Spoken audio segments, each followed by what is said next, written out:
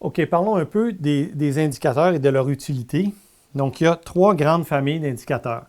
Les indicateurs avancés, c'est-à-dire que ils, en général, donc en général, les indicateurs avancés, ils vont bouger d'une certaine façon et par la suite, le PIB, là, donc la croissance, là, va bouger d'une certaine façon logique. OK? Donc, exemple, lorsqu'il y a un crash boursier considérable, généralement, pas toujours, hein, il faut confirmer avec d'autres indicateurs, mais ça signale le potentiel d'une contraction économique à venir d'ici un an ou deux, okay, généralement un an. Donc, les indicateurs avancés, généralement, ils sont financiers. Donc, les indices boursiers, donc je vais juste mettre bourse, OK, vous savez de quoi je parle. En général, une baisse signale une récession. Okay, à venir. À venir. Donc, autrement dit, une baisse en T signale une récession en T plus 1. Donc là, T et T plus 1, c'est quoi? Là? Généralement, c'est s'il y a une baisse maintenant considérable, ça signale une contraction du PIB d'ici 3 à 12 mois. Généralement, c'est ça comme à quel point ça devance. L'obligation fédérale à 10 ans, même chose.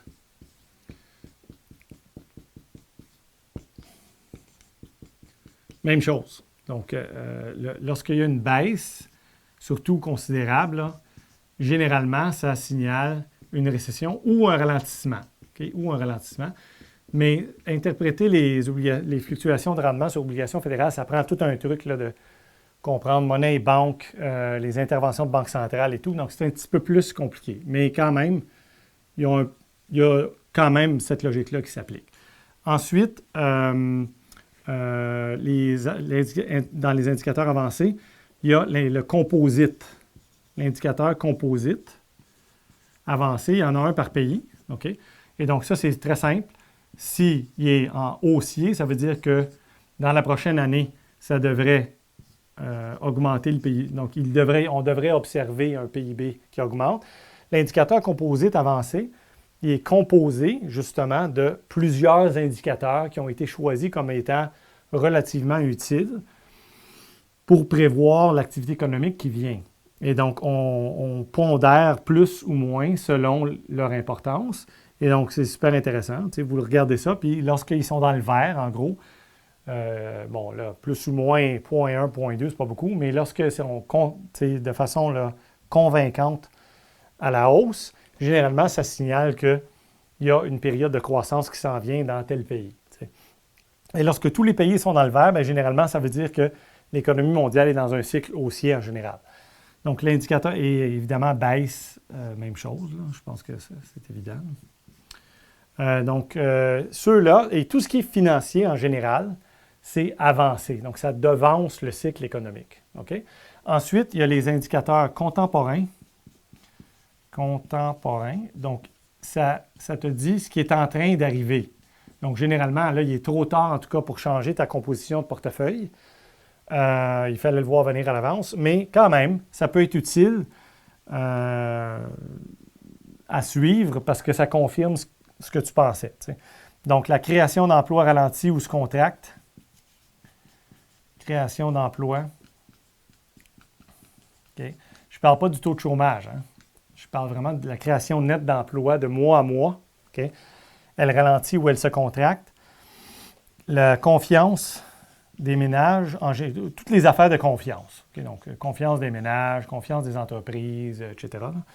L'indice PMI, donc le Purchasing Managers Index, qui est une espèce d'indicateur de commande des entreprises. Alors ça, lorsque c'est en hausse, c'est signe de confiance, c'est signe que ça va bien aller, c'est signe qu'ils veulent plus commander d'intrants et qu'ils ont plus de commandes. Il y a des indicateurs de commandes aussi carrément, donc les commandes qu'ils reçoivent. Vente au détail, moi je ne l'aime pas beaucoup celui-là, mais en tout cas, on va quand même le mettre. Les ventes, pourquoi je ne l'aime pas? Parce qu'il est très nerveux. Donc, il bouge beaucoup, il y a beaucoup de bruit. Et c'est plus ou moins utile, honnêtement. Mais quand même bon de regarder un petit peu. Okay? Et les grands titres des journaux, en général, vont être contemporains. Donc, ils vont être en train de donner le pouls du marché de ce qu'ils pensent qui est en train d'arriver. Aux États-Unis, ils ont un indicateur qui s'appelle carrément GDP Now. Vous pouvez le voir sur l'outil FRED, donc Federal Reserve Bureau of Saint-Louis.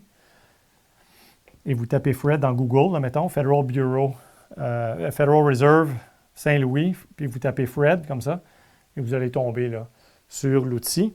Et vous tapez GDP Now dans le truc de recherche, là, et ça vous donne carrément ce qu'on pense qui est en train d'arriver en ce moment. Et généralement, ça, c'est légèrement même avancé. Donc, c'est assez utile, finalement. Lorsqu'il est dans le vert, dans le haut, ça signale qu'il est en train d'arriver une croissance. Et généralement, c'est même un peu avancé, donc on devrait voir aussi de la croissance à venir. Donc, les contemporains, il y en a plusieurs autres, là. Donc, ça en est. Quoi d'autre? La production industrielle. La production industrielle, très, très bonne. Moi, je l'aime bien, celle-là. Pour l'activité qui est en train d'arriver en ce moment. Okay? Donc, ça en est là, des classiques, okay, contemporains. Les retardés sont moins intéressants, évidemment, parce que quand ils sortent, tout est déjà arrivé. Et donc, ils sont en train de s'adapter au PIB qui a fluctué dans le passé. Donc, ça ne parle pas du délai et de la fréquence. Déjà, le délai, les données sur le PIB lui-même ils ont un gros délai, et donc c'est plus ou moins utile. Mais tout ce qui est marché du travail en termes de taux d'emploi, taux de chômage, taux de participation, c'est pas super utile parce que ça s'ajuste un peu après le cycle. L'investissement des entreprises, généralement, il s'ajuste en fin de cycle. Donc, tu vas avoir souvent en fin de cycle haussier, là, ça roule plein régime les investissements des entreprises pendant que ça va bien. T'sais. Et donc, à la limite, il pourrait quasiment être avancé, mais pas vraiment parce que vous allez avoir les autres indicateurs qui vont être plus utiles.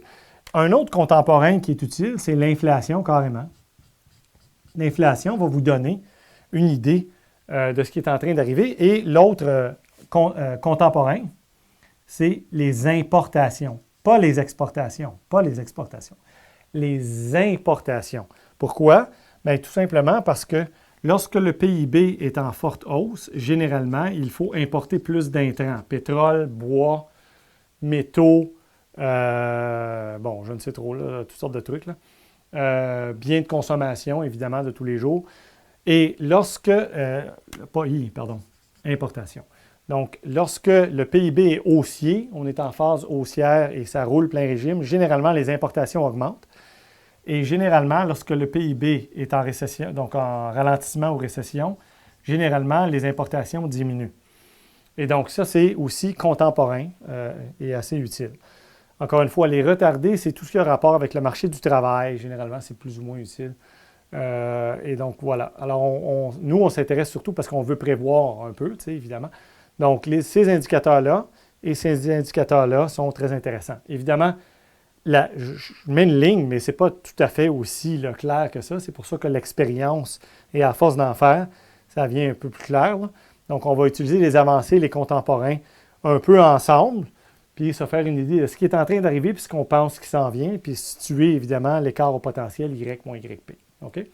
Et ça nous donne un meilleur ensemble d'informations pour les décisions économiques, financières, allocation de portefeuille, décisions de carrière, décisions d'investissement des entreprises, stratégie de marketing, les décisions de politique monétaire, les communiqués de politique monétaire des banques centrales. Donc, eux-mêmes, ils doivent faire ça, là, elles-mêmes. Les gens là, dans la Banque centrale doivent faire des analyses de conjoncture et décider de qu'est-ce qu'ils vont dire, comment, quel est le ton, quels mots ils vont utiliser. Le gouvernement, pour évidemment, prévoir les entrées fiscales, les sorties fiscales, les dépenses, etc. Okay? Donc, tout ça est utile là, à faire pendant votre analyse de conjoncture et vous avez des avancées, des contemporains et des retardés. Les retardés, des fois, ils vont vous confirmer, évidemment, ou vous confondre. Vous allez dire « Ah, OK, je pensais qu'il était en train d'arriver tel truc. » Mais l'indicateur retardé, cet indicateur-là ne semble pas pointer dans cette direction-là. Donc, pour qu'il y ait une reprise vraiment convaincante après une récession, il faut que le chômage baisse. Il Comme à un moment donné, il faut que le chômage se mette à baisser. T'sais. Donc, il va se mettre à baisser avec du retard, mais à un moment donné, il faut bel et bien qu'il se mette à baisser. Donc, s'il ne se met pas à baisser, mais là, c'est mauvais signe. T'sais. Donc, voilà. Alors, c'est les différents types d'indicateurs et comment s'en servir.